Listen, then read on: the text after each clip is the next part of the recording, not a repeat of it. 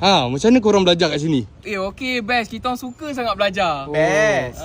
By the way tu buku apa? Ini buku sains. Kita memang suka belajar sains. Satu hari nanti kita nak jadi saintis. Ya. Okey, macam mana sekolah kat Kelang ni Okey. Tak ada hal. Kugan, kau fight kat mana kejap lagi? Mamak tu main kosong ke main barang? Nah. By the way tu buku sains ke? Ni, ini bukan buku sains, ni buku Laws of Power. Satu hari nanti kita orang nak pegang Kelang. Nah, sebab tu kita nak belajar rajin. Nah bro, pakai ni kat dada. Kan tembus nanti. Ni? Korang tak pakai Kita orang tak payah risau lah. Baju kita orang ni kali semua benda lah. baju korang kali semua benda Boleh tahu baju korang brand apa? Ini Dexwin lah bos. Dexwin, Pernah tengok cerita John Wick jaket dia kali semua benda kan? Pernah. Tengok. Sama lah tu, premium quality dia. Okey. Take cover. Yang tu bawa apa Ni, alat tulis buku-buku. Ni beg sekolah. Ya Kat Kelang dia pakai macam ni. Ni tengah buat apa ni?